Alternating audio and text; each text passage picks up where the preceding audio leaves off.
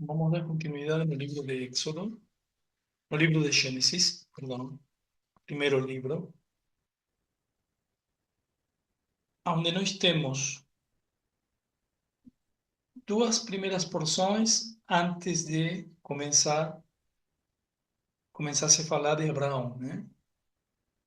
E do pacto com Abraão, da aliança. Depois temos uma porção que fala principalmente em Isaac e depois, até o final desse livro, fala principalmente em Jacó e seus filhos, né? Inclusive, na primeira parte de Éxodo, onde diz que os filhos de Israel, ou seja, de Jacó, desceram para a terra de Egito e aí começa outra etapa. Quer dizer, todo o que vem depois, Éxodo, todos os livros, nomes, todos os próximos livros, tratam de como ser Jacó, ou seja, esse protótipo, assim como temos o homem primordial, nós temos um homem prototípico que é Jacó, que representa a coluna do equilíbrio, né? Central, toda a coluna central. Representa também Malkut?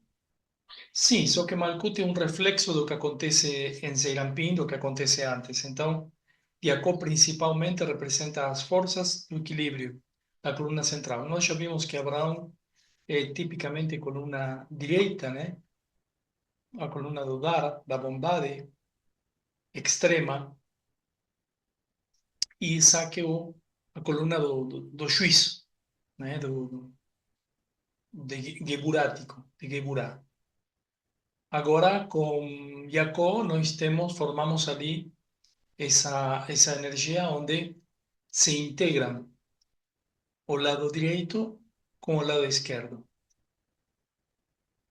Que integração é o que justamente nos permite avançar e não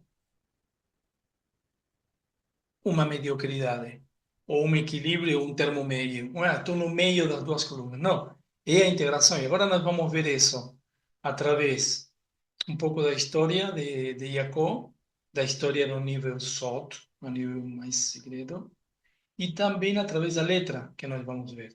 Podemos dizer que Jacó, que numa das reuniões de grupo de quinta-feira nós vimos que o nome vai se transformando de Jacó para Jacob, para Israel, depois de ter iniciado um caminho de transformação interior. Esse, e não só um caminho de transformação desde um lugar confortável, que esse seria um caminho de transformação nosso, né? Desde um lugar confortável, eu busco espiritualidade, sempre, né? Como busco a espiritualidade? Bom, isso é todo um assunto. Como buscamos a espiritualidade, né?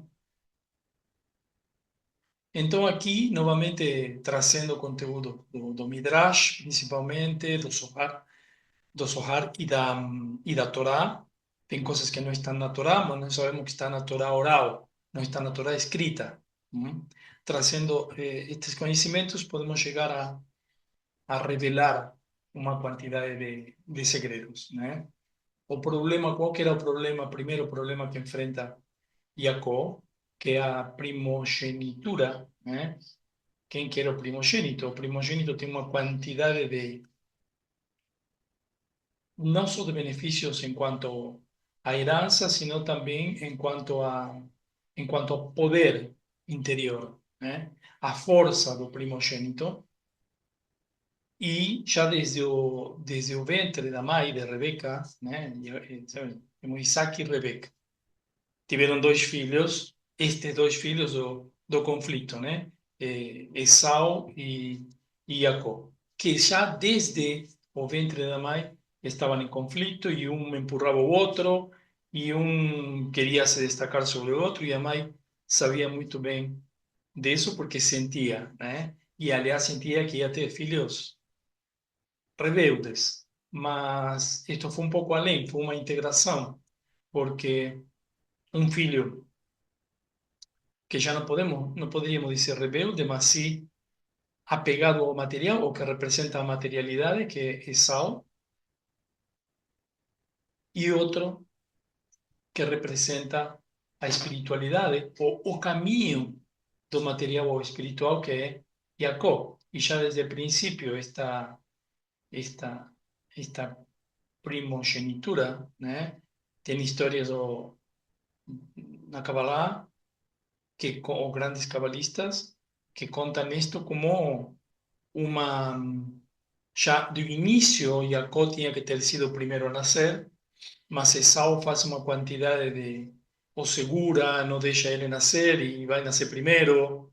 Então, depois, o que Jacó faz, um engano, vamos dizer, onde usa uma série de artilúgios para ganhar novamente a primogenitura do pai, de Isaac. Provavelmente aí se vê como um ato de justiça. Aquele que tinha que ter nascido primeiro. Depois também o Midrash já fala outra coisa, né? Que Esau nasceu primeiro para limpar o canal de parto, ou para limpar o terreno, vamos dizer, a nível simbólico, para limpar Jacó das impurezas. Uhum. Assim como um plebeio vai limpar não sei, a banheira do príncipe ou do rei para tomar banho, Esau, o Midrash nos diz que ele fez este trabalho de limpar o canal para que Jacó nascesse sem nenhuma mancha, sem nenhuma mácula, né? Nascesse limpo, limpo de defeitos, perfeito. Né? Então, esse também é bem interessante, esta forma do Midrash de contarlo, né? Mas, enfim, o resultado é que surge uma, um enfrentamento, né? Entre os irmãos e Esau, que era o mais material, né? Sanguíneo, podemos dizer também que não controlava seu caráter, ameaça de morte, o guerreiro, né? Ameaça de morte com matar o irmão. Então, o irmão, Jacó, tem que fugir. De onde? De uma cidade chamada Beersheba. Beersheba. Sheba é sete. Então, se traduz como se fosse o poço do julgamento, o poço do sete. Hum? O poço do sete, o quê? E o que estamos falando aqui de sete? O que se entende quando nós falamos de sete? Estamos falando em Zeirampim, o emocional. Quer dizer, o mais profundo do emocional. Está saindo de um lugar provavelmente equilibrado, porque nós falamos que representa a esfera central, o equilíbrio. Está buscando eso en un pozo, que decir, en Malkut, a través de Malkut, las experiencias, una superación. ¿Mm? Entonces, cuando él sale de Beersheba para Haram, puedes escribir de dos formas. A ver, después vamos a ver lo que quiere decir Haram, es toda una simbología. Él está saliendo justamente de un lugar espiritual, equilibrado, e ainda com todas as suas riquezas.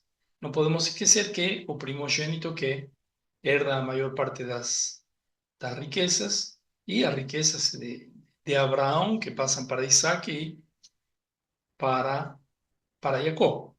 Mas quando está saindo de Beersheba, ele se encontra com o sobrinho dele, o filho de Esaú, que chama Elifaz. Se encontra com Elifaz, que tinha muito amor pelo tio, por ele, né? Mas o pai tinha ordenado que o matasse. Tinha ordenado a morte. Apesar de que a mãe de Elifaz se opunha, Elifaz se encontra entre essas duas, dividido, mas no final decide por ir a matar o tio. ¿Por quê? Porque Elifaz se reconhece depois, transcende como uma obediência total, o filho que obedece totalmente os mandamentos ou as ordens do pai, né? Então, no final, ele disse: acima de meu amor por Jacó, por meu tio, está a obediência do que meu pai me ordenou fazer, que era matar Jacó.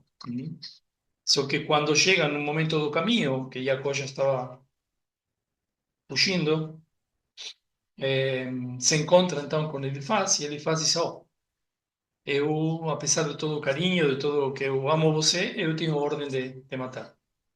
Dice: bom, mas podemos resolver isso, dice Jacó. Podemos resolver isso porque se eu der para você todo o que eu tenho, todas as minhas riquezas, joias, pedras preciosas, ouro, enfim, eu vou ficar sem nada, vou ser um homem pobre. E está escrito que um homem pobre é um homem morto. Então, dessa forma, eu estaria morto. E isto satisfaz o Elifaz. Elifaz é justo, então leva todas as suas riquezas e Jacó continua o caminho pobre, ou seja, morto, né? Mas é interessante porque depois ele pensa, né, como que eu recupero essas riquezas, porque afinal ele tinha feito também um acordo com o pai, que era sair de ali e casar e buscar uma esposa com determinadas características. Eh, então, como que ele recuperava? Ele se lembrou do avô dele, né? Ele se lembrou do Abraão e do estudo. Então, disse: eu preciso estudar, preciso ter conhecimento, porque através do conhecimento eu vou me aproximar mais ainda do que eu estou procurando, de minha liberdade. E ele sabia que a liberdade econômica ou todo o que ele tinha voltaria se ele realmente, assim, evoluía espiritualmente. Uhum. Ele sabia disto também, ele não era uma pessoa ignorante. Então ele sabia que a evolução econômica, financeira, o dinheiro e as poses estão diretamente relacionadas com a espiritualidade. Agora vamos falar um pouquinho mais disso, né? Mas então ele vai estudar com, na verdade, os cabalistas dizem com os filhos de Noé, mas não é com os filhos de Noé. Ele vai estudar com um dos filhos de Noé, que são os famosos gigantes. Tem muitas versões acerca disto, mas os nefilinos gigantes, que são Shem, que era o filho de Noé, e o bisneto de Noé, que era Ever, ou Eiver. Shem e Ever tinham uma escola, onde eles ensinavam todos os segredos que o Shem, principalmente, trazia das épocas anteriores ao dilúvio, ou seja, das primeiras épocas, né? Ou seja, estava um conhecimento absoluto de todo o universo que ele tinha herdado, e eles ensinavam isso, e a coisa sabia, claro, por isso vai buscá-los, vai em busca deles. Mas eles ensinavam com uma particularidade. Ensinavam enquanto você estiver acordado. Se você pegava no sono, eles já não ensinavam mais. Até aí chegou o nível de conhecimento e de evolução. Pronto, a pessoa pegava no sono, ele já não ensinava mais. Então, Jacó, sabendo disso, ele tenta não ficar dormido, né? Ficar acordado. E fica acordado durante 14 anos. 14 anos estudando com Shem e Ever. Vamos ver então que Jacó não era uma pessoa normal, vamos dizer, né? Como nós. 14 anos sem dormir é um tempo, né? Era uma pessoa especial. A partir daí já entendemos que era uma pessoa especial, né? Nesses 14 anos ele aprende absolutamente todo, todo o que tem que ser aprendido acerca da luz, né? E continua sua viagem para Haram, né? Certo? Chegando em Haram, ele percebe que tinha passado por um território, né? Haram Moriá, que onde o avô dele e o pai dele tinham parado para rezar, né? y él, a pesar de que tenía pasado muchos kilómetros, él decide voltar antes de llegar a Hará.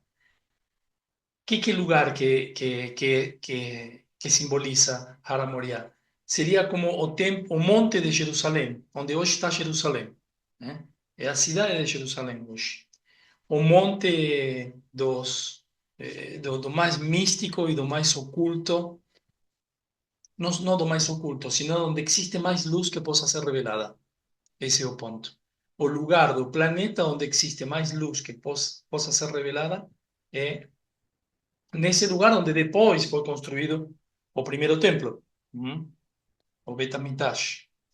Ali ele, aí começa, cai no sono. Mas ele não pega no sono por acaso, ni intencionalmente, porque por él quería ficar más tiempo acordado, porque él sabía que estaba en un lugar sagrado y él quería vivir ese momento. Mas, ¿qué acontece? Estaba de mediodía y el Criador decide que el sol se oculte. ¿Para qué? Para que él busque un lugar para dormir. ¿Por qué? Porque la comunicación entre eles iría a ser a través de un sueño. Este es el famoso sueño de Jacob, donde él se deita para dormir allí, acima de algunas rochas, que na verdade no eran rochas, eran pedras preciosas, con 200.000 facetas, y una de ellas se usa como travesero, ¿no? Y una de las cosas que él se coloca como ¿cómo decir? Símbolo, profecía, que si esas rochas ficaban unidas até ele acordar de ese sonho, eh, ese serían a unión de las 12 tribus, las 12 tribus de Israel. Porque al final todos estos personajes que tienen 12 filhos, o 12, en todas las culturas, simbolizan 12 signos del zodíaco, simbolizan 12 planetas o 12 astros. Este es lo que simboliza también los filhos de Jacob, que cada uno representa un signo del zodíaco, ¿eh? Y esas pedras, esas 12 pedras, eran exactamente a unión que tenía que acontecer na hora de ir dormir naquele lugar, né? Em Haramoria. Aí é quando ele tem o famoso sonho da escada, uma escada que vai justamente desde Malkut para cima y de cima do mundo elevado para Malkut, onde descem anjos, onde ele sobe uma quantidade de graus, e dependendo dessa quantidade de graus é onde ele tira todas essas conclusões proféticas de quanto tempo iria durar cada domínio, o domínio babilônico, o domínio do rei da Grécia, enfim, 52 de graus, 120 de graus, os anjos descem uma quantidade de graus, e aí ele consigue ver todo o que o Criador transmite para ele, né? Então, basicamente isso. Para, depois ele vai para Hará, né? Mas ele não vai a qualquer lugar. Ele escolhe um lugar difícil. Provavelmente o mais difícil o mais escuro, porque ele sabia que, escolhendo o lugar mais escuro, teria a possibilidade de revelar mais luz. E é a casa do Lobão. Lobão seria um mago negro, o maior mago da época. Nós estudamos no ano passado, numa das porções, a Bilão, aquele que se revela e faz tudo contra Moisés. Não sei se vocês lembram. Bom, Bilão é a reencarnação de uma das reencarnações de Lobão. E quando ele chega, o Lobão não estava ali, mas tinha muita gente esperando uma das filhas, que era Rachel e Lea, né? As duas filhas do Lobão, que depois são as duas esposas. Mas não é tão fácil, porque ele foi buscar essa correção naquele lugar. Não é que ele foi de passeio, porque foi buscar uma correção, né? E quando ele estão todos esperando Rachel para que possam beber os cavalos, mas a única que conseguia erguer a tampa do poço onde estava a água e fazer brotar a água era Rachel, uma tampa pesadíssima, mas só ela conseguia fazer. Ela estava num nível diferente, né? E uma das coisas que Jacó queria ver era isso, por seus próprios olhos, né? Quando assim foi, assim que ele a viu, né? Que ela chegou, ele a beijou na boca, inclusive, ela não se resistiu, né? Ele viu sua alma gêmea em Rachel, na mesma hora que ele a conheceu. Beleza. Depois ele conheceu a Leia também, mas ele achava a Leia feia, né? Ele achava que não era para ele, enfim. Mas assim foi, né? Ele queria, pediu pro Lobão em casamento a, a Rachel, e Lobão falou, bom, sim, pode ser, tudo bem, mas para isso vai ter que trabalhar 7 anos para mim. E aí que começa o trabalho dele durante pelo menos 21 anos, né? Porque na hora de casar, tudo bem, uma noite escura, e Lobão casa ele com Lea. Quando ele vê por baixo do tule, não era Rachel, sino era Lea. Aí ele questionou, né? E Lobão falou, bom, mas aqui nesse lugar se costuma casar primeiro a filha mais velha e depois a filha mais nova, né? Não, então eu quero casar com Rachel, me enganou. Disse, bom, para casar com Rachel, então trabalha mais 7 anos e você vai poder ter as duas por esposa. Então, mais 7 anos, né? E aí, bom, chega uma hora onde ele trabalha 7 anos, ele cumpre a palavra, pastoreando e fazendo toda o que ele fazia. E aí, ele, bom, disse, agora eu quero ir com minha família, que já tinha filhos, né? Com minhas esposas e com meus filhos. Disse, não, não, não, você pode ir, mas deixa aqui, tem que deixar as esposas e os filhos, porque os filhos e as esposas eu os alimentei e são meus e são desse lugar. Então você pode ir sozinho. Disse, não, mas isso está errado. Bom, Lobão vivia enganando ele. Aliás, era uma pessoa do mal, né? E com isso que ele queria se encontrar na verdade de início, para buscar sua verdadeira correção, não para fazer de conta que ele estava corrigido, como hoje falam as pessoas, eu despertei, eu encontrei a luz. Não, ele realmente foi buscar isso, as correções que tinha que fazer. Aí disse, bom, tá bom. Disse, para levar tudo o que você quer levar, tudo, vai ter que trabalhar mais 7 anos para mim. Mas para levar os animais e tudo, os animais, os que nascem a partir de agora, tem que ter listras. Primeiro falou manchas pretas, né? 10 vezes mudou as condições Lobão durante esse tempo. Tinha que ter umas manchas pretas. Ali, no dia seguinte, todos os animais começavam a nascer com manchas pretas, né? Aí depois tinha que listras pretas, tipo uma zebra, né? Aí no dia seguinte os animais começavam a nascer com listras pretas. Claro que Jacó tinha seus segredos. Ele sabia como operava a criação da realidade, né? Então ele, na hora de estavam acasalando, ele mostrava, ele fazia uns desenhos com galhos, né? De listras pretas e brancas, tipo um quadrinho, e mostrava para esse casal de animais isso na hora que estavam eles se acasalando. Então, logicamente, ele sabia que o que tinha a pessoa na cabeça na hora do sexo, e nós sabemos porque o estudamos em todas nossas reuniões onde falamos das energias sexuais, é aquilo que você vai criar, porque está na tua cabeça, porque está na tua intenção, e muito mais com os animais, né? Então, aí rapidamente começavam a nascer os animais em função do que ele mostrava para eles. Veja que o conhecimento, e aqui não era a magia negra do Lobão, era o conhecimento que ele tinha adquirido acerca de criação de realidade, né? Por isso sabemos que um casal, dependendo no que está pensando onde coloca o foco na hora de procriar, na hora do sexo, é o que vai acontecer com o nível ou o calibre da alma desse filho que está trazendo ao mundo, né?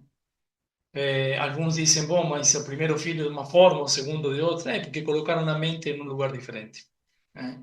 Então, a qualidade de alma, a criação, não só dos filhos, vamos fazer esse parêntese para explicar isto, sino também da quantidade de dinheiro que alguém tem da saúde que alguém tem e da qualidade de almas que a pessoa traz ao mundo, os filhos, essas três coisas não dependem de mérito. De mérito, quer dizer, não dependem de esforço,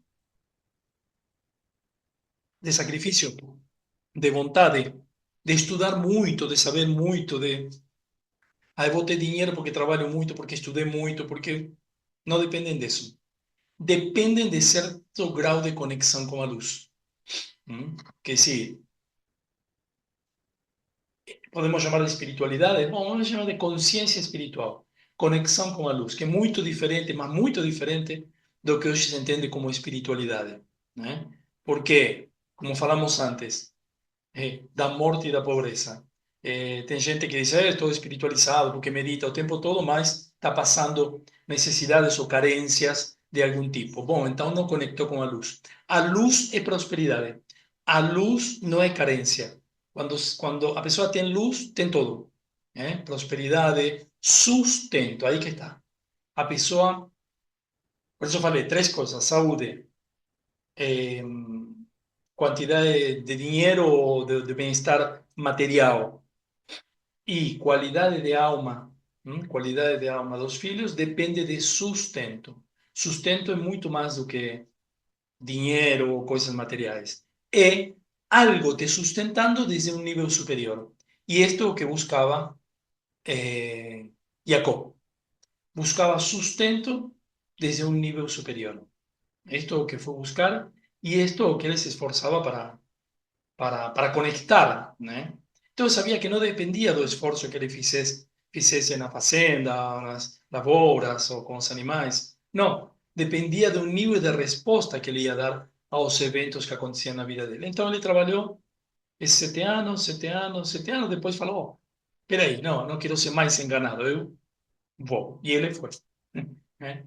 Ele saiu com a esposa e os filhos. Mas assim, que acontece depois? Depois que ele faz toda essa evolução espiritual, ele começa a ver algo que não via de início.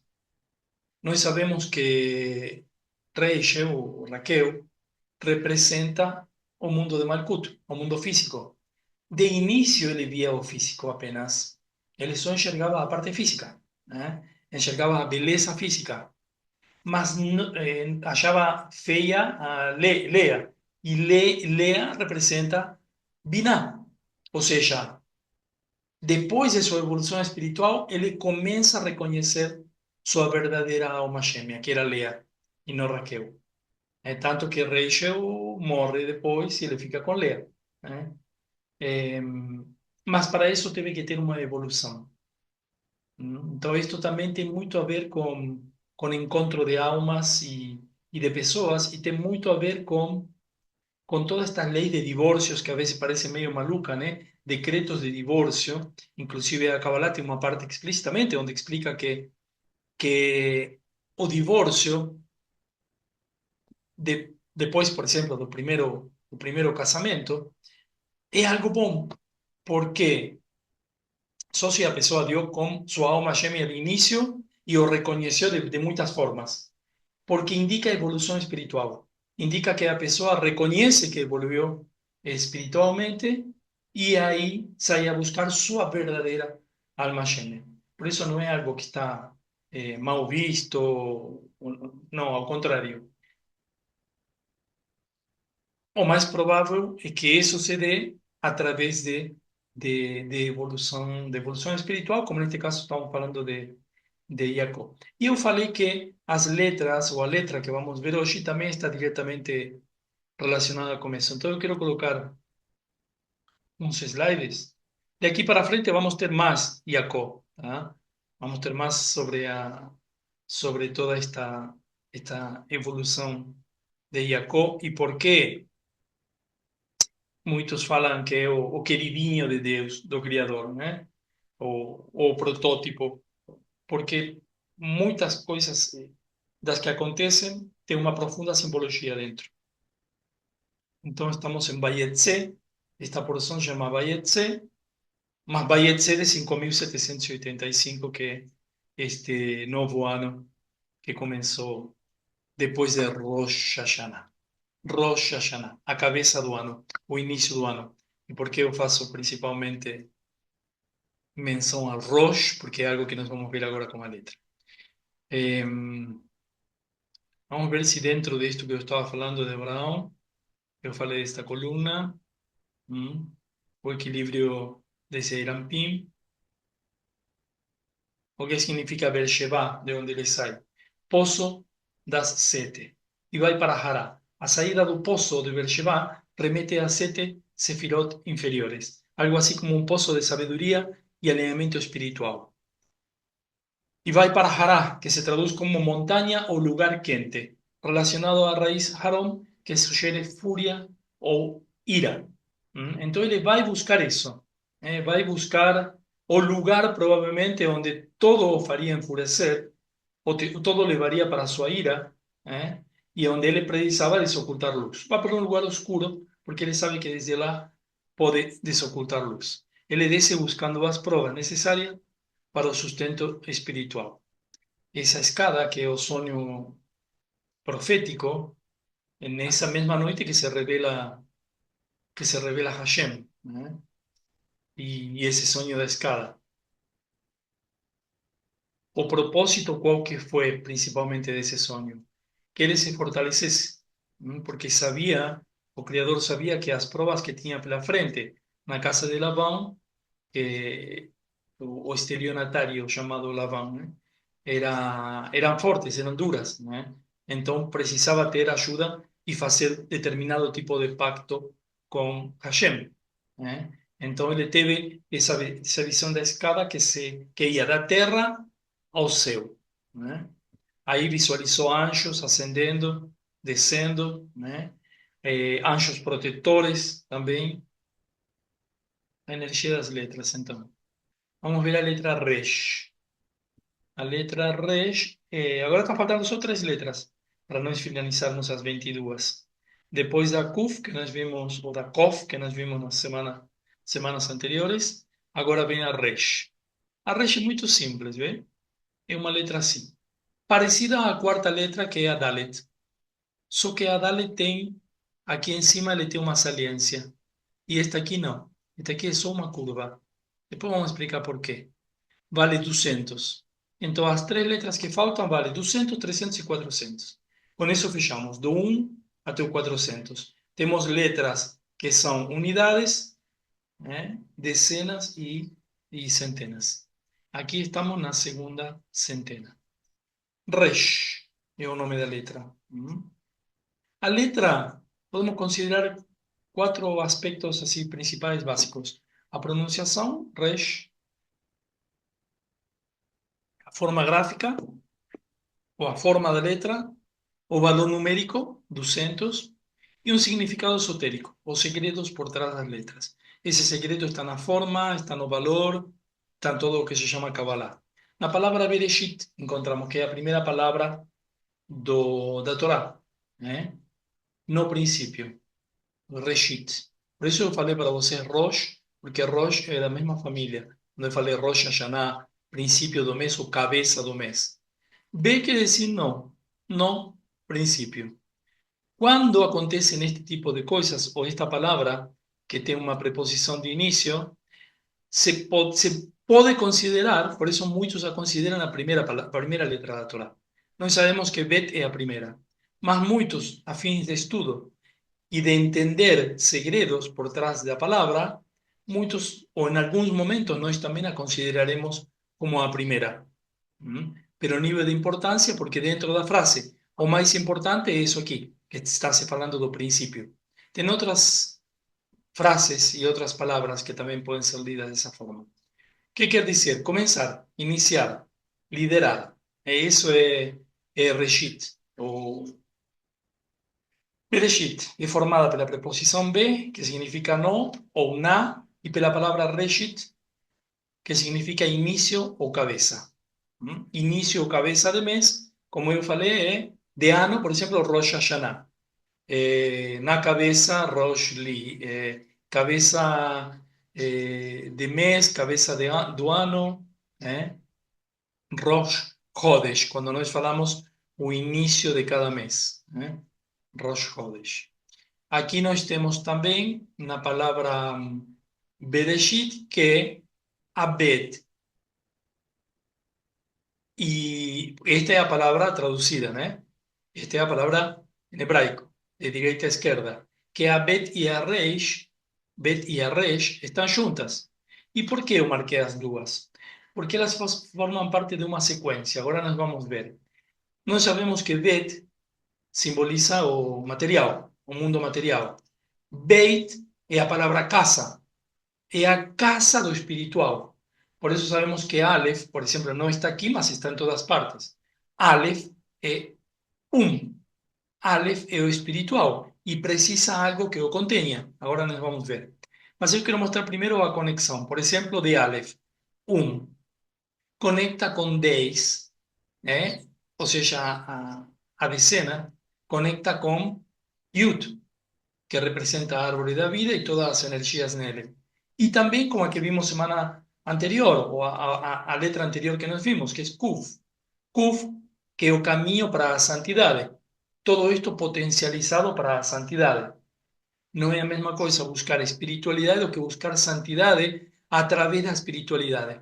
Então, vê que é uma progressão do aqui, se entende? Da mesma forma que existe uma progressão do também existe uma progressão do 2. Agora eu vou mostrar. Assim como Aleph simboliza unidade, uma coisa só, por exemplo, Ejat, a Bet representa o espaço onde essa espiritualidade habita. Por exemplo, na casa, por isso a palavra Bet significa casa, o corpo, o mundo, todo lugar onde habita a espiritualidade. Ou seja, a parte material necessária que se multiplica para conter e multiplicar o espiritual. Veja como vai fazendo sentido esto de que quanto mais consciência espiritual, mais materialidade pode caber no mundo físico. E em contrapartida, quanto mais materialidade no meu mundo físico, mais espaço eu abro para o espiritual. Uma coisa não briga com a outra, se acompanham. Resh forma parte da progressão material Bet, ou seja, 2, 20 e 200. Bet, Kaf e Resh. Para alguns podemos estar indo para terrenos um pouquinho complicados, para os que não conhecem as letras. Mas tenham paciência. Assistam às reuniões anteriores e dessa forma vocês vão conseguir entender muito melhor isto. Não estamos dando continuidade no ano, continuidade. Mas as reuniões anteriores estão todas disponíveis. Quando falamos da Bet, quando falamos da Kaf, para entender do que estamos falando. Mundo material, poderíamos dizer, só matéria, e um mundo material, aqui eu coloquei duas vezes a mesma coisa, um mundo material sustentado. Sim, também. Não é a mesma coisa que um mundo material. A pessoa pode ter duas Ferrari e aqui no mundo material, mas pode ter duas Ferrari aqui no mundo sustentado, onde ela tem total certeza que não acontecerá nada de ruim com ela. Por quê? Porque tem um sustento, tem um caminho feito para sustentar isso. Que é o que estamos, quando falamos do caminho de Jacó, estamos falando de um caminho que busca sustento. Vê como não é casual que ele perde todo? Perde todo mais rapidamente, não perde a emuná, não perde a confiança, não perde a certeza de que ele irá recuperá-lo. Porque quando ele chega na frente de Labão, do mago de Labão, Labão o abraça e o beija, até o beija na boca, para ver se ele não tem joias e dinheiro, aonde que ele trazia o dinheiro. Labão quer ver dinheiro, porque sabe que tem que entregar as filhas e queria dinheiro, joias, e não tem. Por isso que ele o faz trabalhar, né? Se entende? Em Deuteronômio 1:21 diz: Eis que o Senhor teu Deus te deu esta terra diante de ti. Sobe e conquista, como te falou o Senhor, Deus de teus pais, não temas, não te assustes. Ale resh, quer dizer, sobe e conquista. Resh. A resh é para subir e conquistar todo o que nós ganhamos, ou que nós precisamos, ou que nós não temos no mundo físico. Essa é a verdadeira sustentação. No livro do Gênesis, quando Abraão fala em herança, utiliza a palavra Yoresh. Yoresh. A palavra Yoresh, uma das formas de nomear a herança, significa herdeiro ou aquele que herdará. Ah, então a herança, ou aquilo que eu também posso herdar em vida, do que eu mesmo criei, com determinado trabalho elevado, ou as próximas gerações herdarão, está aqui, nesse mundo material sustentado. Por isso estou trazendo diferentes palavras em diferentes partes da Torá que sustentam isto que nós estamos falando. Essa elevação e os atos elevados que exercemos aqui e que aumentam o grau de consciência sempre deixarán uma herança material. Por eso a Kabbalah afirma que cuando alguien alcanza un grado espiritual más elevado, ese estado siempre va acompañado por prosperidad material. No se trata de decir a pessoa vale por quanto tem. Não é esse o caso. Mas, através do que a pessoa tem, podemos entender a quantidade de luz que ela gerou também no mundo espiritual. E se isso que a pessoa tem está sustentado, logicamente, isso que vimos antes, né? Bet, Kaf, Resh. As três palavras estão na palavra que está aqui embaixo, que eu não coloquei o nome, mas é Berajá, benção. A Berajá, as bênçãos, estão diretamente relacionadas com estas três letras. E estas três letras simbolizam o material. Veja que interessante como todo esto forma um grande círculo. A forma curvada da Resh sugere um estado de introspecção e retorno. É uma letra que ensina que, mesmo em estado de pobreza espiritual, há sempre uma chance de corrigir e ascender. E ascender. Rash é a palavra pobre, onde também se associa a letra Resh. Um tipo de pobreza daquele que teve muito, por exemplo, a nível material, mas caiu por falta de sustento espiritual. Por exemplo, o que eu falava, tinha casa, tinha Ferrari, tinha empresas, e caiu, pelo qual ficou sem nada. E seu orgulho lhe impede pedir ajuda. Bom, eu conheço casos desse tipo assim, pessoas que tiveram grandes e reconhecidas empresas e que hoje estão pedindo, e que hoje não estão pedindo ajuda por orgulho, mas de alguma forma chegaram na espiritualidade, quer dizer, de alguma forma buscam o caminho. Mas tem outros que não se desconectam de todo. E nisso tem a ver a palavra Rash, porque a palavra Rash tem outra palavra para pobre que eu vou, a palavra Dao, que eu vou mostrar agora, que é com Dalet. Esta palavra Rash, com Resh, que é uma letra muito parecida, significa pobreza total. E pobreza total não é como se interpreta às vezes de não tem nada de nada de nada. Não, não tem nada e ainda tem orgulho. Não tem nada, nem material nem espiritual. Essa é a palavra Rash. Eh, por isso se diz também que, e isto vocês devem ter escutado aqui, diz que a melhor forma de começar uma ascensão espiritual é uma falência. Uma falência é a melhor forma de buscar a espiritualidade, né? O sea, que foi para a falência, começa a ver aonde que eu errei e agora, e meu Deus, e nunca tinhas nem se lembrado de Deus, né? Rash e Dao são duas palavras para pobre.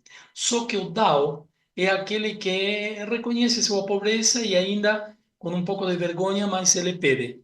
De fato, esta parte que vai para trás, vê? Vai para trás para onde? Porque esta é a letra vale 4, né? Vai para a Gimel, que vale 3. E a Gimel é aquela pessoa que está caminhando e dá. Dá o quê? Dá ser acá, para ajuda, para o pobre. Mas este é um pobre que esta parte que vai para trás simboliza como uma mão que está, sem olhar para trás, está pedindo ajuda. Este caso não. Por que pede ajuda? Porque aí existe certo grado de entendimento espiritual. Aqui já não. Então, a Resh navega entre esses dois polos, entre esses dois extremos, que agora vamos ver a integração, né? A Resh nos ensina que até mesmo nos momentos de maior pobreza espiritual, ou seja, Rash, há uma abertura para o recomeço e para o crescimento, ou seja, Rosh, para voltar à cabeça. Ela é o portal para a humildade e o arrependimento, mas também um símbolo de liderança e poder transformador quando é acompanhada por elevação de consciência espiritual. E aí a pergunta é, mas ser cabeça e ser líder seria um extremo positivo? Nem sempre. Posso ser líder de uma banda que rouba bancos. Então, nem sempre. Por isso que não é só o extremo, é a integração dos extremos. Do Rash ao Rosh. Esse seria o caminho. Né? Do nada para a cabeça. O problema é que aquele que não tem nada sempre vai olhar para seu lado material. E por que não se aproxima do Rosh, da cabeça? Porque não se sente a cabeça. Porque se sente vítima. E este é o maior problema do vitimismo quando a pessoa realmente está em problemas econômicos ou financeiros. Se sente vítima, sente que o outro é aquele que fez mal, sente que o governo tem que mudar, sente tudo isso. Então nunca vai sair do Rosh. Né? Porque nunca vai pensar como Rosh. O caminho é esse. Um dos caminhos. Agora vamos ver outro. No entanto, Rash, pobreza interior manifestada na pobreza externa, é um ponto de partida necessário para ascender. Do Rash pode-se alcançar o Rosh, isto que estamos vendo. Quando alguém está no estado de Rash, de pobre total, ele está no fim, mas também no começo de um caminho potencial, né? Para quem se sente no fundo do poço, a Kabbalah ensina que este é o ponto perfeito para começar a ascender. Aliás, Iacono se sentia no fundo do poço materialmente, mas provavelmente espiritualmente. Precisava passar desafios. E o que aconteceu quando ele se sentiu no fundo do poço espiritualmente? Deu alguns passos pela estrada e perdeu tudo também materialmente. Teve que entregar todo. Então veja como se associa uma coisa com a outra. O Rash não é uma sentença final, mas uma oportunidade de transformação. Se a pessoa que está nesse ponto, nesse estado, nessa situação, conseguisse visualizar uma oportunidade de transformação exatamente desde esse lugar, claro que daí para frente mudaria todo.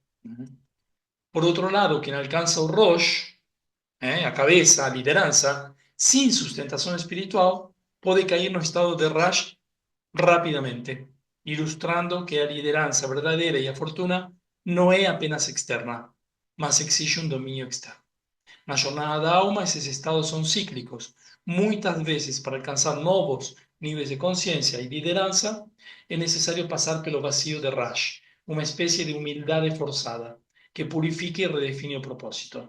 Essa humildade forçada para que te manda rapidamente uma falência, por exemplo, ou um estado de gravidade, uma emergência. É uma humildade forçada. Você diz, mas agora eu sei que eu errei, agora eu quero começar de novo, agora eu vou buscar essa espiritualidade, porque algo o forçou. Do que você é líder ou cabeça? O que começa através de você? Você está se sentindo a cabeça do que acontece na tua vida ou está se sentindo o Rash, o pobre em relação ao mundo? Isto é fundamental, fundamental, fundamental para virar a situação. Ambas coisas estão em Resh e temos a possibilidade de escolher um polo. O Resh, o Rash ou o Rosh. Ou nenhum polo, integrar ambos, nos colocando na cabeça de nosso próprio destino para multiplicar o material desde um lugar de sustento espiritual. O material tem que ser multiplicado? Claro, vai ser multiplicado. É necessário que seja multiplicado, mas com esse sustento espiritual. Então, o que vai primeiro? As duas coisas. A integração. Quando nós falamos de integração, é duas coisas. É todo. Não é uma e depois virar outra, É todo. Então, hoje vimos a letra Resh e vamos visualizar também e vamos fazer uma meditação com a letra Resh. Sustentação, sempre que falamos de sustentação, falamos do mundo não material ou daquilo não material que sustenta o material. Por isso pode parecer um oxímoro, né? Sustentação material. Mas essa é a forma de integrar. Sustentar a materialidade ou o material que nós acreditamos que possuímos. Só que realmente o possuímos quando o sustentamos, senão não é nosso. Um acidente, uma morte, uma falência, um furto, acaba com isso que nós achávamos que era todo na nossa existência e na verdade não era nada. Não era nada porque não estava sustentado. ¿Mm? Não estava sustentado desde um lugar superior. ¿Eh? O ideal é visualizá-la dourada, a letra e com muito brilho, como se fosse uma luz do sol, né? O ideal é visualizá-la dourada. Então, podemos assumir uma posição de meditação, com os pés juntos, as mãos acima dos joelhos, com as palmas para cima, e respiramos pausadamente, buscando um equilíbrio interior, uma respiração consciente, e vamos levando nossa mente para uma energia de transformação. Vamos nos abrindo para esta posibilidade que nos traz, esta posibilidade de elevação que nos traz a Resh, e pensamos e nos concentramos no seguinte: estou pronto para preencher o vazio com luz e sustentar a multiplicação através de um propósito. Visualizamos a letra, visualizamos a forma, como se fosse uma Merkabah, uma carroça que vai nos transportar de um estado a outro estado, de um estado de sofrer a realidade para um estado de criar a realidade, de um estado de vítima para um estado de criador, para um estado, para um lugar de cabeça, de liderança, de princípio. No princípio, nós criamos nossa realidade. No princípio, nós sustentamos e criamos nossa economia e nossos recursos materiais. No primeiro grau desta escada, que começamos a subir nesta meditação, visualizamos uma forma simples da letra Resh, como se fosse uma cabeça curvada, alguém com absoluta humildade que está pronto para aprender. Imaginamos a Resh escrita em luz dourada, flutuando na nossa frente. Nos concentramos no valor 2. Percebemos que esse valor representa uma dualidade, uma escolha entre queda ou elevação. E mentalmente repetimos: o vazio é um espaço para o novo, e eu o preencherei com luz. No segundo degrau desta escada, que continuamos subindo, vemos a Resh crescendo em tamanho na nossa frente, multiplicando sua energia. Agora é 20. E começa a formar um caminho entre o 2 e o 20, um caminho de luz. Um marco de luz dourada que começa a nos conectar com mundos mais elevados. Imaginamos uma conexão entre o material e o espiritual, e não uma separação, uma conexão, como se estivéssemos erguendo as forças terrenas para o céu. Nos concentramos na ideia de sustento espiritual. E nos perguntamos: o que estamos multiplicando no mundo físico sin raíces no mundo espiritual? E o que estamos multiplicando no mundo físico com raízes no mundo espiritual? Neste ponto, precisamos entender que todo o que nós desejamos multiplicar com sustento no mundo físico, nosso sustento físico, é necessário que tenha um sustento de consciência espiritual, de conexão com a luz. Não de esforço, não de mérito, não de estudo, de conexão com a luz. Vamos diretamente ao ponto. No terceiro degrau desta escada, a Resh agora fica dentro de um círculo radiante. A Resh brilha como se fosse a luz do sol e em volta ainda tem um círculo maior, radiante, indicando plenitude e proteção. Sentimos o número 200, que representa um potencial infinito. É a expansão máxima de todo o que foi nutrido com a espiritualidade. Sabemos que ali temos materialidade integrada com espiritualidade, porque as duas coisas são uma. Assim chegamos no Aleph, assim chegamos no Um.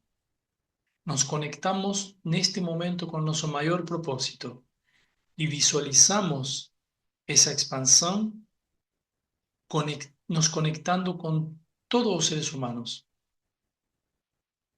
e trazendo abundância, prosperidade e harmonia.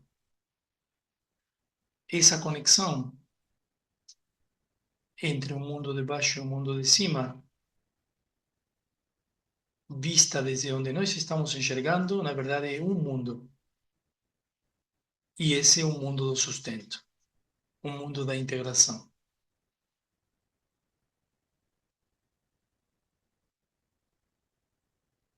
Agora respiramos profundamente.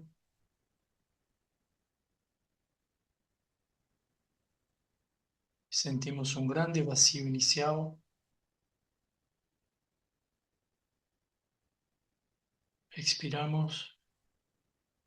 Sentimos sustento espiritual, essencial para essa multiplicação. Inspiramos novamente esse sustento. E expiramos sentindo uma expansão verdadeira enraizada em nosso propósito. Visualizamos em forma plena a Resh como uma grande porta de luz e atravessamos essa porta com confiança.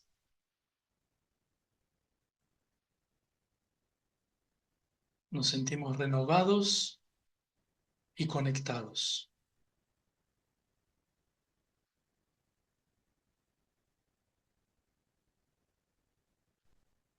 Finalizamos a meditação. Abrimos os olhos.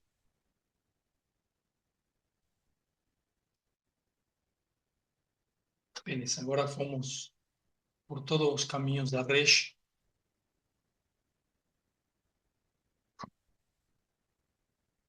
Pero não sei se sentiram, o que vocês sentiram na meditação. Algo muito bom é escrever, talvez não agora, né, mas depois da reunião, escrever aquilo que apareceu como sensações, imagens durante a meditação. Não podemos esquecer que estamos acima de uma escada. E quanto mais tempo permanecemos acima desta escada, mais coisas nós conseguiremos ver no nosso dia a dia. Está aberto os microfones se alguém quiser participar ou falar.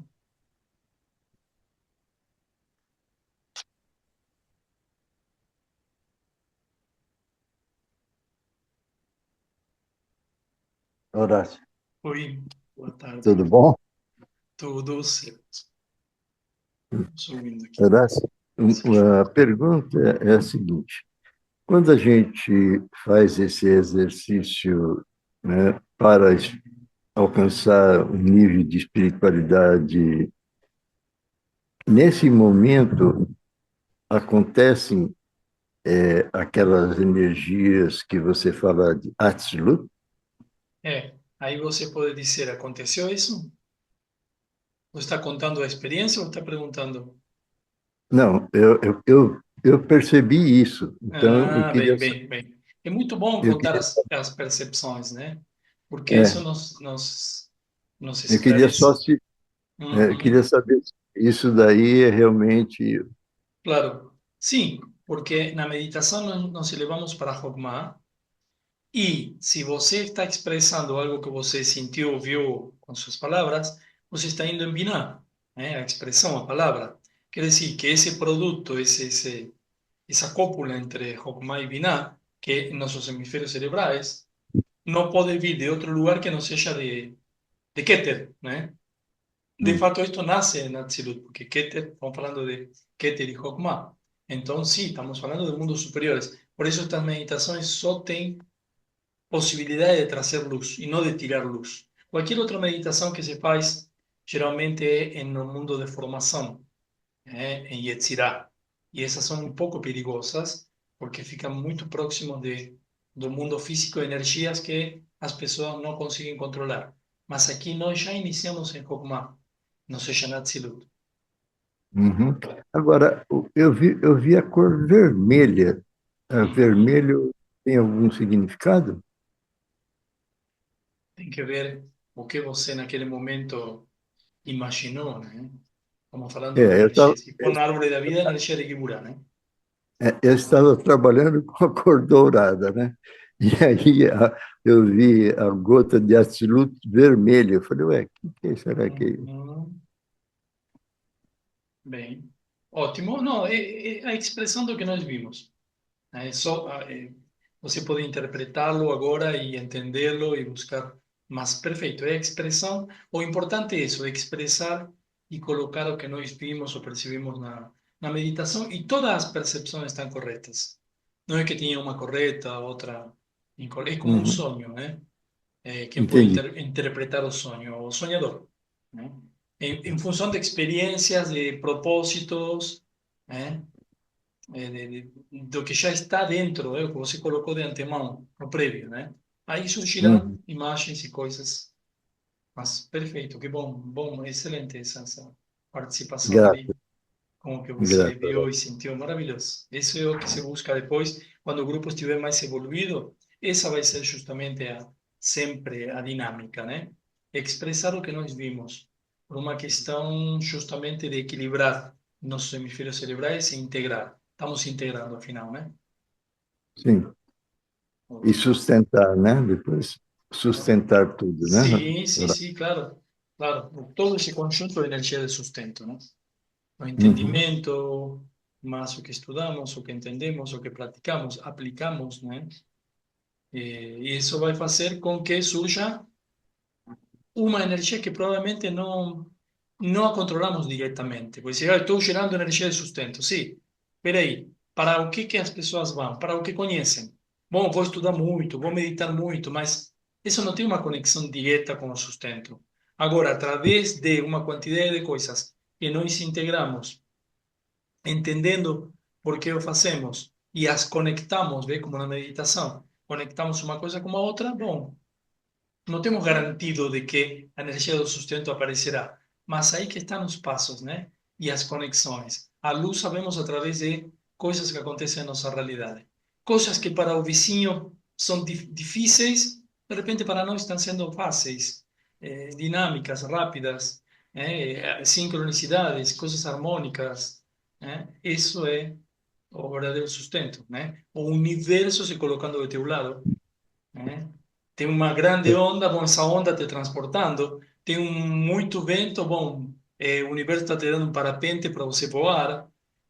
É uhum. aí que está. Muito bom. Uhum. Grato, Horácio.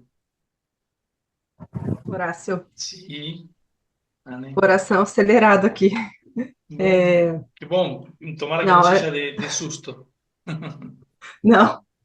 É, no final da meditação, na recha, parece ser como se fosse um portal, né?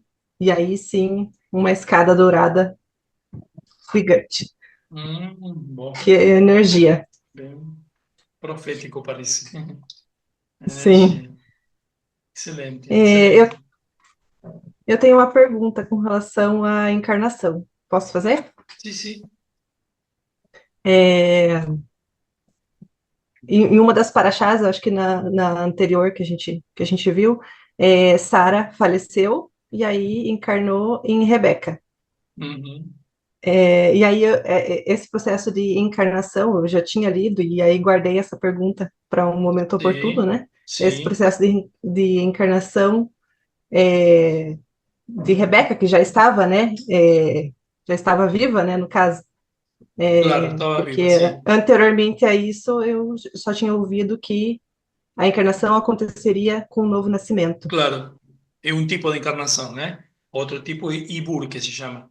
O Ibur es cuando alguien está vivo y encarna, como nos vimos en Korach y en Moisés. Eh, o Ibur es que nós vimos Abel, Korach, lembra? Agora, por quê? Porque em muitos casos, nós vamos ver em muitos casos, ainda são da mesma geração. Então, o que encarna na outra pessoa é uma virtude ou uma porção de alma.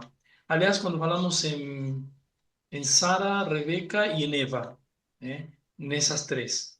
E isto está muito relacionado também a esta porção, porque uma das primeiras coisas que vê Jacó quando conhece a Rachel, que acha que de início é sua alma gêmea, porque ele vê só beleza, beleza nela, né? Só a beleza física, e reconhece, porque ele chora, naquele momento chora, né? Reconhece que ela não é a reencarnação de Eva, ou seja, dessas almas de Eva, Sara e Rebeca, né? Que não vai estar no mesmo túmulo. No mismo lugar donde Abraão comprou aquelas terras, lembra, para os túmulos. Bom, não vai estar naquele lugar. Ele já viu isso de início. Bom, de fato, nem era uma gêmea depois, né? Mas sim, isso se dá por um processo de, por exemplo, de Sara e Rebeca, né? De, não de transmigração, sino de Ibur. De uma qualidade, uma parte da alma, porque muitas vezes não se herda ou não passa toda a alma de Abel, por exemplo, não passou para o Moisés, mas uma parte. E a outra parte? Bom, a outra parte pode passar a qualquer momento, dependendo das situações ou da evolução que essa pessoa, que essa alma esteja fazendo. Se merece completar a outra parte. E de repente a outra parte, alguém que ainda está vivo, mas não assumiu essa parte. Então vai para outro. Esse é o conceito, mais ou menos, de Ibu. Uhum. Como se fosse uma fractalização, então, Sim, também. sim, sim, Uhum. exatamente. Assim como também se aprende que a alma não desce, né? Porque não desce toda no mesmo momento, né? Desce em etapas. Em etapas, de acordo a, cronologicamente, por exemplo, quando o bebê tem quantidade de meses, quando nasce, ou também depois por certo mérito. Ou também depois, quando a pessoa muda de país, ou quando visita Jerusalém, aquele lugar onde dormiu Jacó, que também é quando Abraão amarra a Isaac, né, que é ordenado para ele matar o filho, que depois não mata. Isaac já tinha 30 anos, na verdade. Eh, Todo isso acontece naquele lugar. Aquele lugar, por baixo, esse lugar onde estava o primeiro templo, existem umas águas que são eternas, né? Ou seja, não tem nenhum lugar onde entre água de fora ou onde essa água saia, mas está sempre transparente e perfeita. É um grande mistério esse. Então, lá naquela região, naquele lugar, se adquire ainda uma porção de alma extra. Agora, de quem que é essa alma? Bom, é uma alma que já estava destinada a descer naquele momento, ou não, a pessoa tem uma evolução espiritual, um avanço, se conecta com e recebe outra qualidade de alma, ou outros níveis de alma, né? Esse processo de reencarnação é todo um mundo, é toda uma engenharia de almas, e que é a base de toda, praticamente, não só a Kabbalah, né? De nosso dia a dia, do que fazemos, de quando comemos, de quando temos sexo, de quando estudamos. Hum, de 99% está relacionado com isto de transmigração, de reencarnação. Por isso que depois são níveis aos quais a gente vai tendo acesso e pode entender todo um contexto, né? Mas ótimo, ótimo a pergunta e a visão, né? Porque para perguntar, realmente você tem que ter analisado buscou entendimento, né? Nem todas as perguntas Perfeito. sobre encarnação também podem ser respondidas de forma concreta, se sim, foi assim, né? Mas tem muitas que sim, que a gente pode responder. Gratidão. Gratidão. Alguém abriu o microfone? Boa tarde, Horácio. Boa tarde.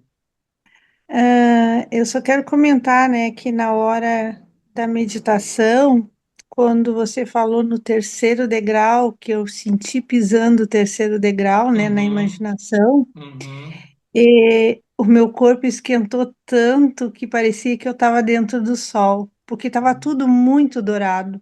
uhum, Muito, né?